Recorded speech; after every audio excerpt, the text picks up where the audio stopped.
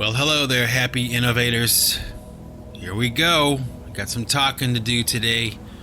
A couple of things I want to talk about. I guess first off, in this podcast, I want to explain that recently I have lost a friend. A good friend of mine from many, many years ago. Turns out that she has passed away from cancer. And she's somebody that I've talked about before on the Singularity Podcast. Maybe right when I first started doing the Singularity, her and I had reconnected after many, many years, probably about 10 or 15 or even 20 years of being out of communication with each other. We found each other again, and she was a really good friend of mine, somebody I cared a great deal about. And, even though we had reconnected and everything, we kind of touched base. We caught up with each other, kind of where we were in life and everything. And then we kind of drifted a little bit again, which is okay. That's a natural thing. But I was a little bit disappointed because I had found out that she had passed away from my brother. And the reason I was disappointed was because I would have assumed, right, that if Brenda, this friend of mine, Brenda, if she were sick or something, that she would have contacted me and told me. I'm still kind of mystified as to why she didn't do that. Maybe, it was the kind of thing that was just too horrible to talk about, or maybe she was embarrassed, or maybe she just, I don't know, maybe she just wanted it to be private. But I gotta say, I'm mourning the loss of this friend of mine. We were, good friends. When I was first starting out in the music thing, she was instrumental in a lot of my development. She was the owner of a rock and roll magazine in my city. She ran it, and she helped me out a lot, and we were just really close friends, went to a lot of shows together. I even did some reviews for her magazine, and she was just a really good friend. She went with me to South by Southwest, and even though we were really good friends, and even though we were good friends for a very long time, we were never romantically involved. Okay, that never happened. And that doesn't matter. It doesn't matter.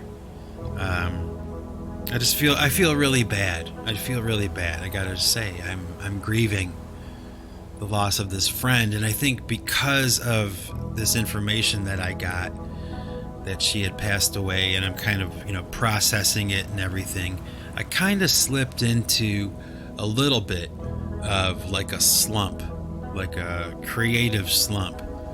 And, I was all stoked and excited about my new music and everything.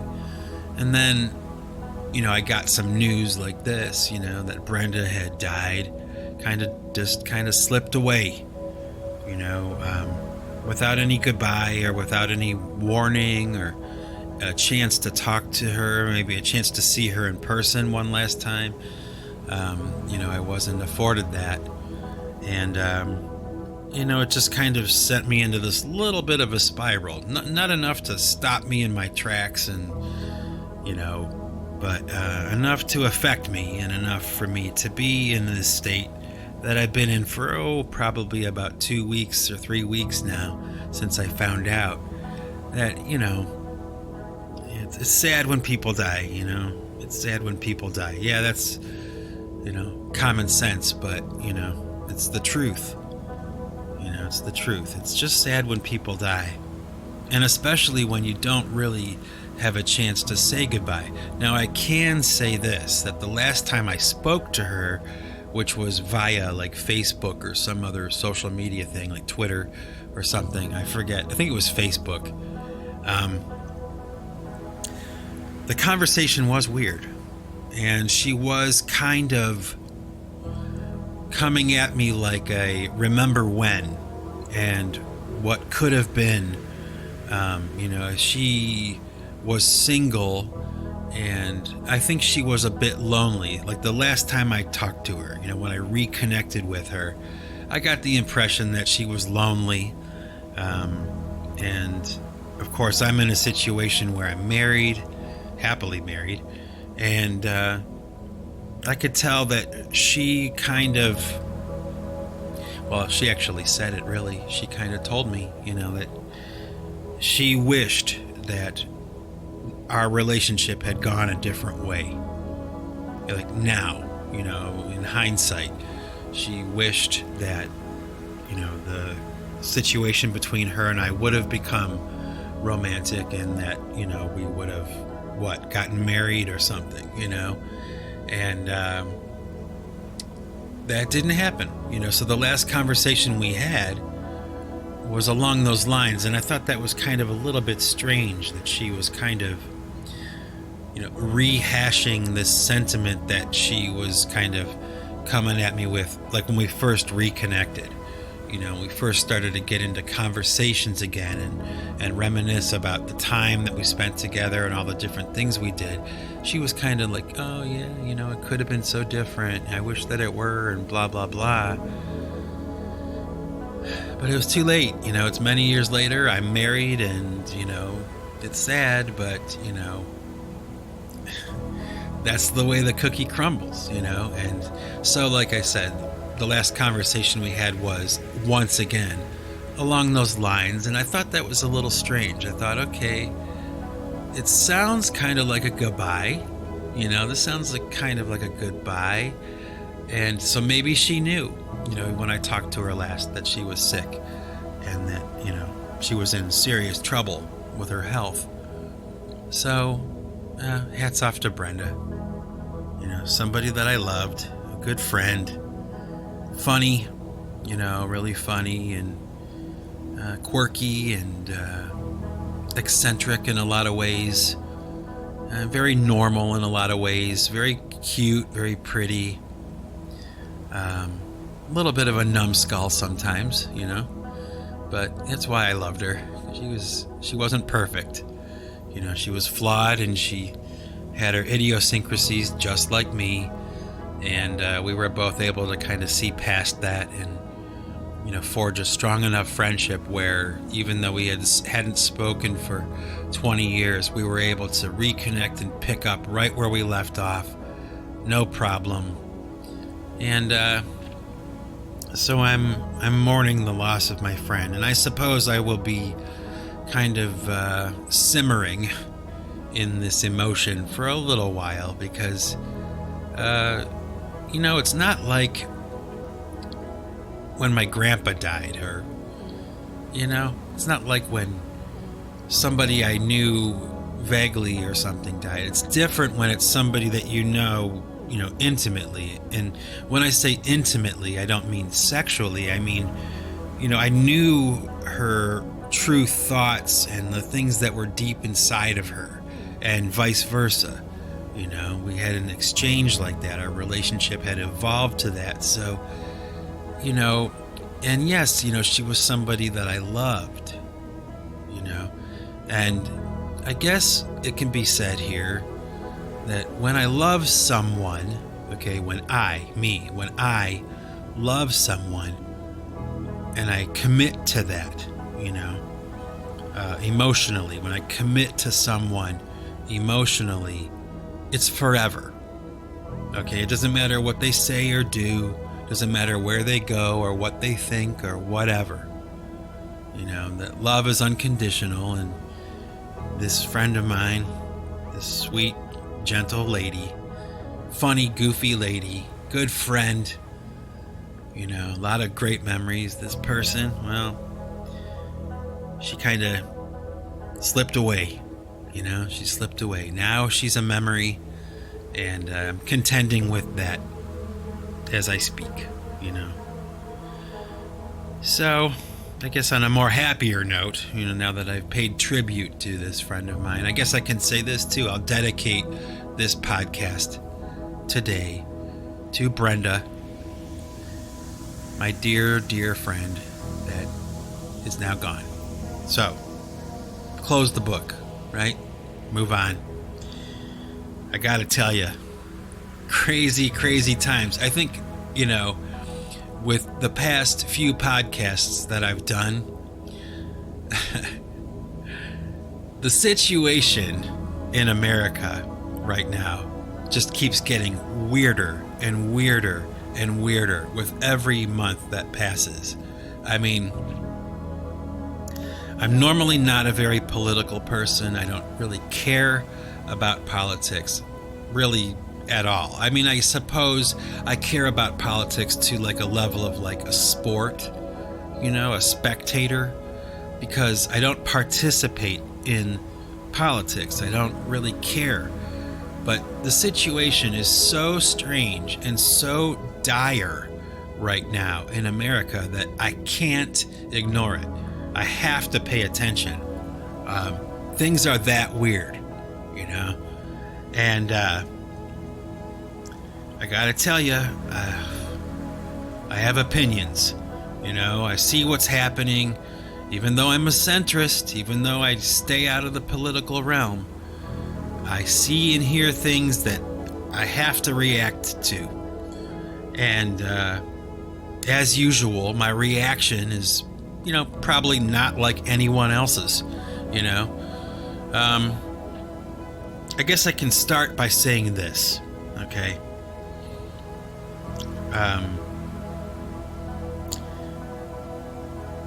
America is an experiment, okay? It's what the framers of the Constitution of the United States intended it to be, okay? It's a country that is always in a state of becoming. That's the idea. That's what makes America different than any other country on the planet.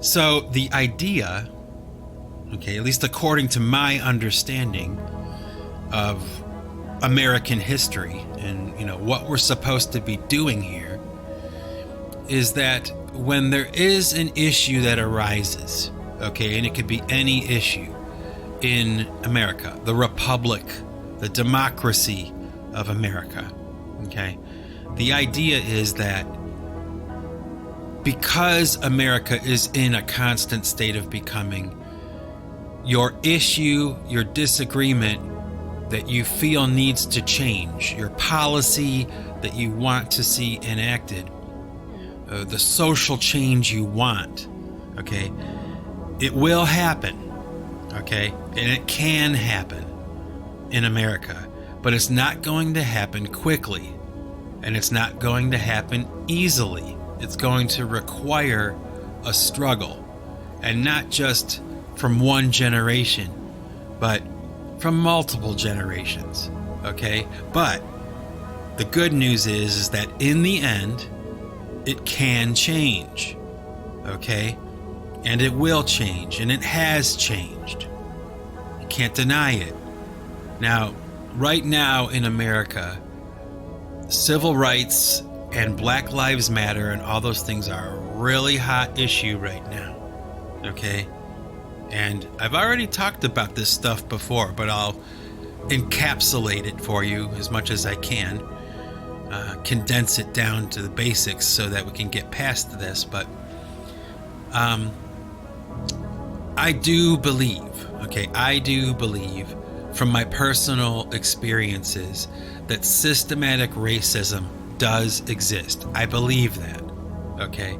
But I don't think that it is exclusive to America, okay? It is in America, I believe, but it's not exclusive to America. You can go into any culture in any country, wherever there's more than one culture trying to coexist, there will always be a portion of that population that are not going to jive with, the other group of people. It's just human nature.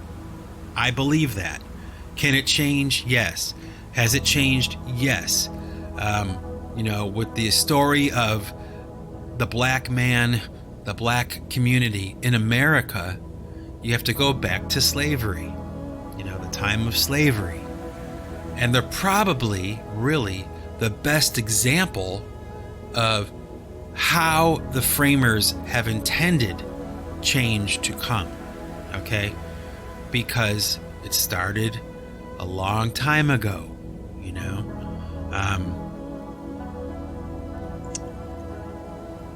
So we go back to the American Civil War, which is still, a very relevant topic, like right now, because what we're seeing play out in America right now is the extension of that change. We're seeing how that change can happen and does happen in America, because I was born in 1971, and let me tell you, okay, for the most part, okay, racism, by the time I was a kid and old enough to know what was going on, at least have an idea of what was going on, racism was unacceptable, okay? It was something that had become unacceptable because of the civil rights movement, because of all that change that started in the 1960s. Now,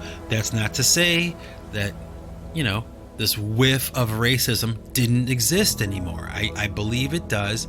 I know I had experiences when I was younger with friends of mine, and maybe in their household, something like racism wasn't looked down on as much as it was in my house. But let me tell you, my father would get angry, anytime that kind of thing was talked about or whatever. He wanted nothing to do with racism. It didn't have a place in our house, okay? Because my father worked with many black men, and they were friends of his, and he would not stand for any of that kind of talk, not even jokes, And that was the kind of change I'm talking about. Now, did it mean it went away permanently? No. Was it completely gone? No. It wasn't meant to be, because the struggle wasn't over yet. But you fast forward to now, okay? And I get it, okay? I get why people are upset. I understand it. Because I can understand both sides of any argument, right? And as far as I know, that's a sign of intelligence, right? Being able to see two groups of people that disagree with each other and being able to see both sides of that argument. Whether you agree with both sides is not important. What is important is that you can see both sides, right? Even if you disagree. And man, let me tell you something. That is the problem, I think, with what I'm seeing right now. Now, nobody asked me what I thought, and nobody probably really cares what my opinion is, but like I say all the time, this is a podcast that's not necessarily concerned about that kind of stuff. Because if you've been listening to anything I've said over the past couple of years, you know that I'm a centrist. I'm not political. I am an apolitical person. I gave up on it. I don't care. It's a spectator sport. It's hockey. It's a game to me. But what I'm seeing right now, I gotta tell you, it's a bit worrisome. Why is it worrisome? Because what I see is this extreme polarization. Okay? It's so extreme. And as far as I can tell, and I got a couple of experiences I can talk about, and I'm going to today, I don't see any kind of understanding from either side of this situation. The whole COVID thing, the protest thing, the riots, the looting, all of it, all the stuff. I see America split in the middle. There are two sides. And then there's also, though, and I guess I should say this, is there's also this group of people who, at least I believe, are in the middle. And I'm one of them. And I'm not so passionate about any issue that I would refuse to even listen to someone else who disagrees with me. I think it's absolutely foolish to adopt that kind of attitude. You know, it gets nowhere. It gets us nowhere when dialogue cannot be free and open, and you can't be empathetic to the other side's position. You know, you lack the neurological ability to make the connection of empathy and understanding. You may disagree, and that's okay. But can you see where they're coming from? And do you understand it? And I gotta say, standing in the middle here, I see both sides. And I see a whole lot of, I don't know what the word is. I guess the word would be arrogance. You know, arrogance. Arrogance. Maybe the wrong word, but I don't think so. And I'll tell you what, I'm going to tell you a little story here, about an experience I had just a couple days ago. Okay? I had gone to the store to buy some guitar strings. And like every other time I've gone to any music store, okay, because I've been doing this for I've been going to music stores forever, okay, and I've been a musician forever. And every time I go into a music store, I actually did a podcast about this back in the Snowflake days called The Pissing Contest. If you ever want to go back and listen, you probably get a good laugh out of it. But I had another one of those experiences, and it happens every time I go to a music store. You know, I'll be talking to the clerk, right? And I get this exchange. And no matter how amicable I try to be, no matter how humble and solemn I try to be when talking about music or anything like that with this clerk, you know, it always devolves into this pissing contest where it's comparing who did what and who's more successful or who's better, you know? And I couldn't care less, you know? But damn it, every time I go into a music store, here we go. It just is like, I don't understand it. It's some kind of, I don't know, what is it? Some kind of like neurological problem or something, or some kind of self-esteem issue, you know, where this person, said person from any music store that I've ever gone into, okay, you know, we slip into this bullshit conversation, and I can't stand it. Now, this happened just a couple days ago, okay, again, for like the 500 millionth time in my life. But what made this different was we started to kind of slide into politics a little bit. Now, I'm not a very wise man, but I try, you know, and I have enough wisdom to know that there's a couple of things you really shouldn't talk about. I mean, it's a cliche by now, but it's true. There are a couple of things, if you want to avoid conflict or any kind of, you know, offending someone or something, there's certain things you don't talk about, you know, religion and politics, right? And I'm aware of that, and I normally practice that, but here we go. You know, we're sliding into this conversation, and I kind of expressed my point of view, okay? Now, I'm in a music store, so I think it would be all right to assume, okay, that the person behind the counter is probably not a conservative Republican, okay? That's probably like a logical assumption. Okay, and in this case, it was a correct assumption. Okay, the person I was talking to was, you know, probably, okay, a far left, extreme left type of person, and I'm this guy standing in the middle. So, you know, the conversation starts to go, and you know it when you hear it, and you just know the mood in the room changes, right? I'm talking to a person, I'm talking logical, rational thoughts to a person who, as far as I can tell, was really incapable of having that conversation. And it took me aback a little bit. I gotta say, at first, when I kind of realized I am now about to engage in this conversation with this person, oh man, and let me tell you, for anybody that knows me at all, okay, they would all say, everyone I know, have ever known, would say that I'm not a hothead, okay?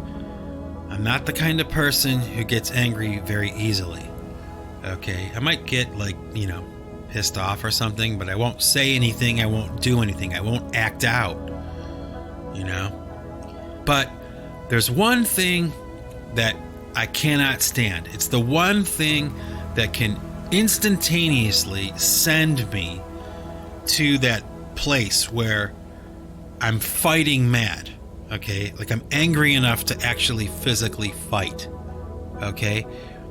And that thing that I cannot stand, the one thing I cannot tolerate is arrogance, okay? I can't stand it. It's like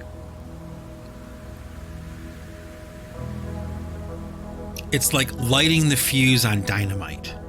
As soon as I'm in a conversation or I'm around a conversation where there's a whiff of arrogance in it, oh man, clear a path, because I start to get pretty pissed off pretty quick, right? Well, this clerk behind the desk, starts giving me, this arrogant kind of attitude, okay? Not because what I said was offensive, because I'll tell you, what I said? This is what I said.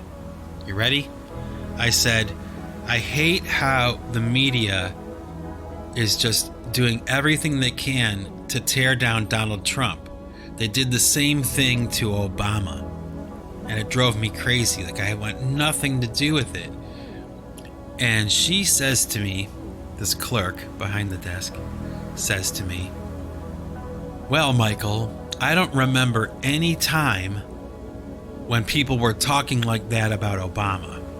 Like there weren't that many people that disliked President Obama. And I looked at her like, you're out of your mind.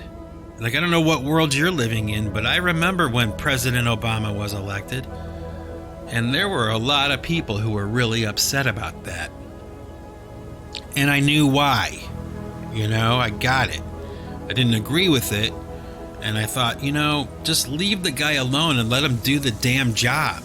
Let him run the country. Like, why distract him? Why try to, get in the way? Just, he got elected, let him do his job. And if he sucks at it, then don't elect him again. But he served 2 terms, he did all right. He managed to navigate through all the BS and all the comments and the, all the stuff they do. They throw everything at these guys, and they're doing the same thing now. And is Donald Trump perfect? Absolutely not. Absolutely not. He's flawed, just like Obama was. It's like, but they cannot, these people, this person I'm talking to, who, in my opinion, represents, a pretty good-sized wedge of the pie of society. It's one person, but, she's the face of a larger group of people, right? Who believe that, Donald Trump can do nothing good and it's all bad. And it's like, you know what? It's not true. That's false. It's not true. It's inaccurate. And it was false when they said the same things about any other president. That's how I feel. But let me tell you, the arrogance, the arrogant tone coming out of this person at me, somebody she didn't know, cocky and arrogant, like she would now teach me, like my opinion was so ill-informed and invalid that she would now sit me down and instruct me on what my opinion should be. Now, I listened. I didn't say anything nasty. I didn't blow my top. I didn't flip out and start kicking ass or something. I didn't do that. I didn't lash out and yell. But I did walk away from that conversation with this really distinct understanding that we are really kind of living in a time where people are so polarized and so into their belief systems that they can't understand the other side of the argument. And as far as I'm concerned, if you're in an argument with someone and you cannot at least understand their argument and where they're coming from and how they got there and why they feel the way they do, then you're the idiot. You're the idiot. You should be able to at least understand it, even if you disagree. Now, I hate doing a political themed podcast, but this stuff is so front and center right now. I mean, it is getting crammed down our throats constantly all the time. And I can't avoid talking about it. It would be insincere, dishonest, and stupid to not talk about it at least a little bit.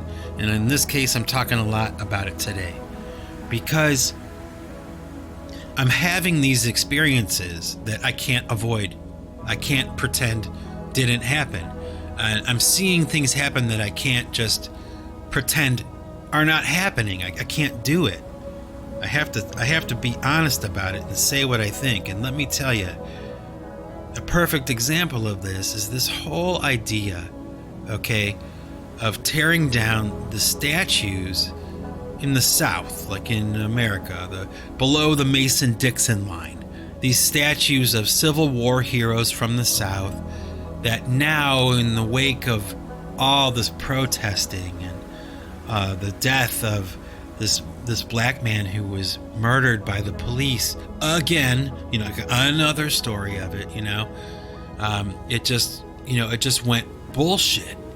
It just went crazy in America, and in the wake of all this protesting and all that stuff, subsequently, it leads to this idea of starting to remove the statues of Civil War heroes, from the public square, like literally tearing them down, okay?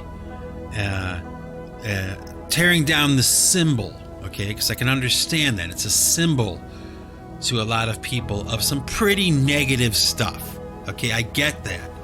I'm from the North, I get it. I do. The problem is, and I think that this is probably an angle that not too many other people are looking at this situation from, because they're going into, these groups of people are going into the public spaces where these statues are, and they're literally tearing them down, tearing them apart, and destroying them. Okay? Now, my argument is this. I understand that it is a symbol, okay? And it's a negative one for a lot of people, that they're offended by that. I get that. It makes sense. And I understand that they probably, we've arrived at a time in America where we're probably ready to put a lot of that stuff away. Okay?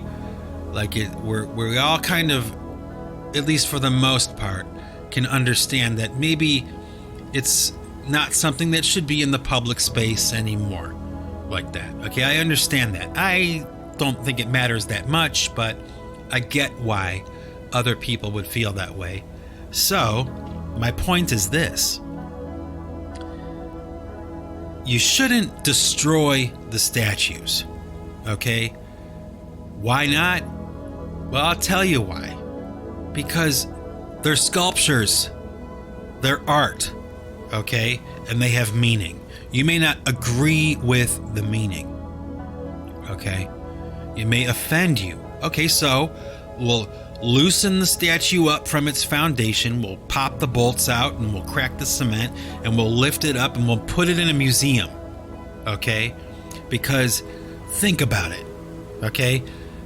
Yes, it is a symbol of something that offends people, but at the time that it was made, now think about this as an artist, okay? Because, I'm an artist. It's a sculpture. They had to commission somebody to do that sculpture. And, it was going to go in the public square. It was going to honor somebody that they honored and cherished or something, right? So they're not just going to hire your average Joe to make a sculpture. I mean, they're going to find the best person, the best sculptor. They're going to commission the work. The sculptor is going to make a maquette, show them different versions of it. I mean, the whole process of making a sculpture, it's difficult work to do and to do it well. So the person that made that statue that you're offended by was still an artist, and it's still art.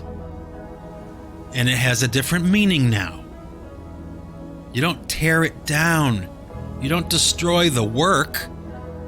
You destroy the ideology, not the work. Put the work in a museum, That's my point. It's wrong, it's wrong, it's wrong to tear those statues down and destroy them. It's wrong. It's a bad idea. It's short-sighted. It's not the statue you hate, it's the ideology. But the statue is still a work of art. And it was difficult to do, and it was probably really expensive. A lot of hours of time and thought went into that. And for someone to come along and just destroy it because they don't agree or something, they get to decide for everybody else? A small group of people? They get to decide for everyone? I don't think so. Something wrong there. There's a statue, a very famous statue. It's called the Thinker. And if you don't know what the Thinker is, then I can't help you. But let's assume, for the sake of this conversation, that you understand. The Thinker, a famous statue by Rodin, famous sculptor. He made 3 versions of the Thinker. Okay, there are 3 statues that are almost exactly the same, made by the same artist, and they were given to 3 different locations. Okay? One of the locations of one of those 3 was in front of the Cleveland Museum of Art, the city where I grew up. Can't tell you how many times I went to that art museum in my lifetime, and outside in the front of this building is the statue of the Thinker. Now, the statue became famous by itself because back in the 60s or 70s or something, when there was some kind of political turmoil over something from someone, somebody put a bomb on the statue, okay, in hopes that when the bomb detonated, it would destroy the statue, obliterate it, disintegrate it, right? There would be nothing left. But what happened instead was the statue became disfigured, okay? So it was no longer this, traditional lifelike statue of the Thinker. It was like this abstract piece of art, with metal fanning out. It wasn't even, it wasn't destroyed. It was still a statue. It just looked like modern art, this explosion on the statue did not destroy it completely. Now, wouldn't it have been stupid? It would be so stupid if they would have said, oh, well, the statue is ruined now. Let's take it down and throw it away because it's not the Thinker anymore. That's so stupid and short-sighted. It was art in a public space. Somebody damaged it. Somebody took it upon themselves, decided for everyone else that we shouldn't see that statue there anymore. And now it's this piece of abstract art that they left there. And they should leave it there. They shouldn't throw it away. It's still the Thinker. Now it has a story. attached to it. Why does it look that way? Here's the story. Ladies and gentlemen, that's the story of America. Don't you get it? Don't you see? It's like when you put art in a public space like that, it becomes part of the public's. It becomes part of the public. The public owns it. Okay, it's in the public domain. So whatever happens, if it gets graffitied or whatever, it's part of the story. You know? It's like Jim Morrison's grave, you know, in Paris. The cemetery that he's in, they put a bust of him on the grave. And so many people came and they altered that statue.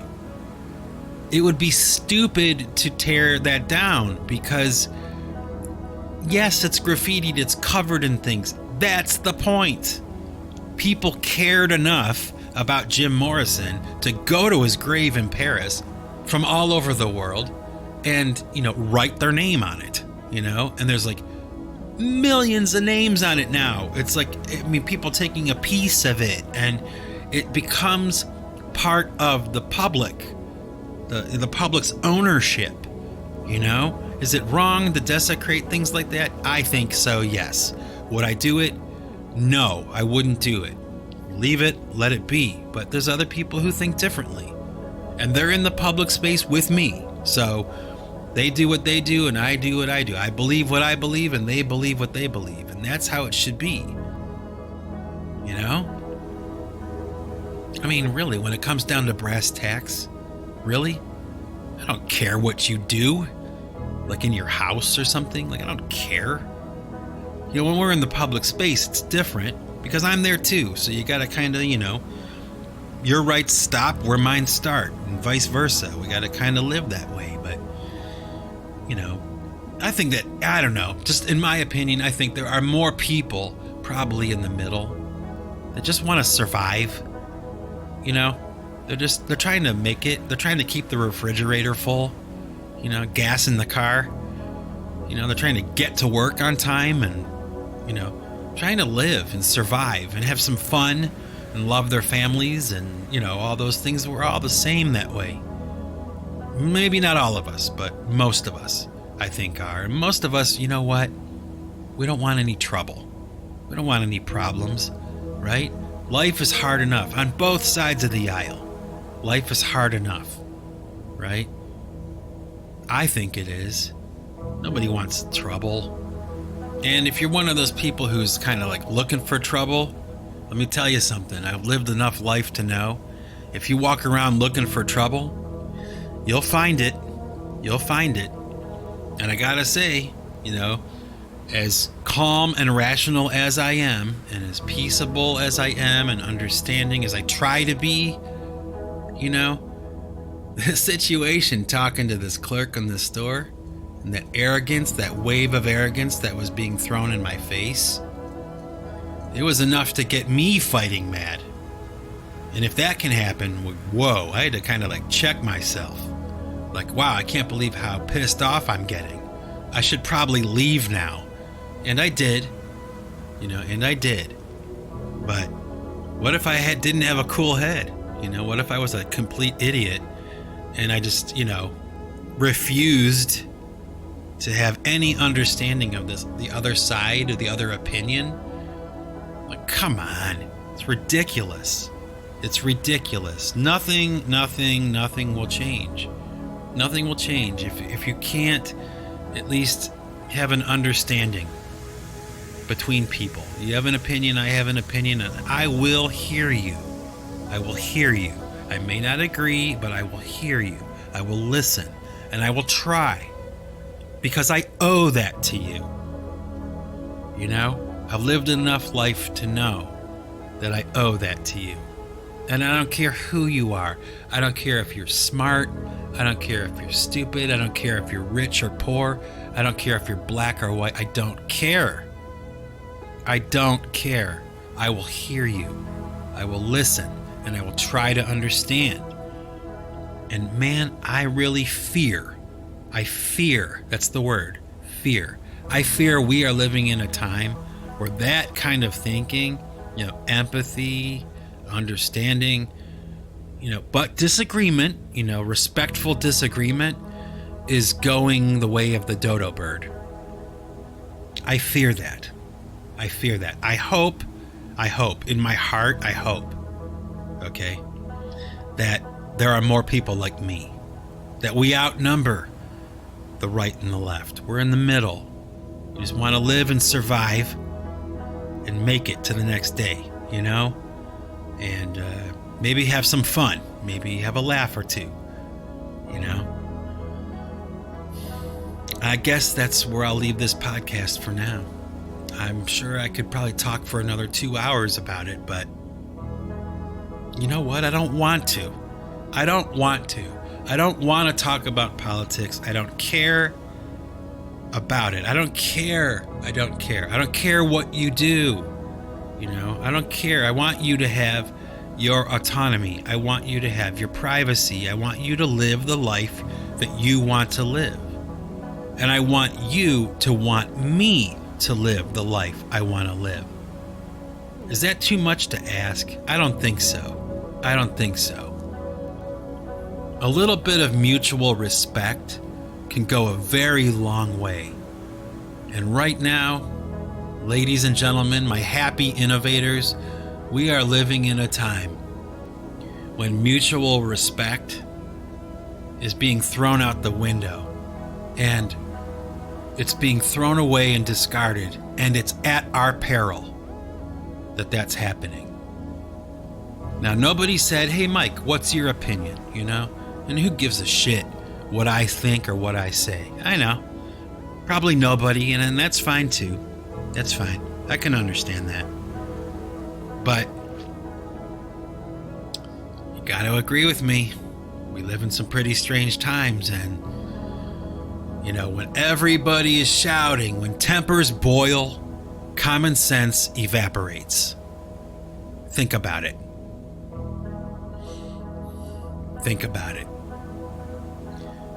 And remember, folks, if you want to keep what you've got, you got to give it away.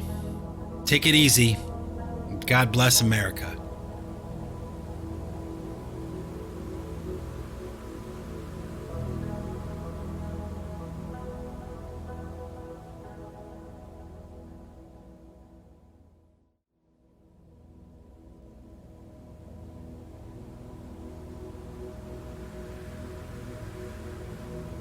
All right, happy innovators, I got a song for you in lieu of this spirited discussion I had today. I want to punctuate it with a song I wrote a long time ago called Love. It's one of my more popular songs, and I think that it's appropriate to end this podcast with that song. So, chin up. Hope I didn't offend anybody with my opinions, my thoughts. Not entirely sure it was, articulated as good as it could have been, but I'm sure you understand my sentiment. I'm neither Democrat nor Republican. I'm smack dab in the middle. And I'm saddened by what I'm seeing, and a little bit worried, too. So, here's a song called Love. Peace and love, right?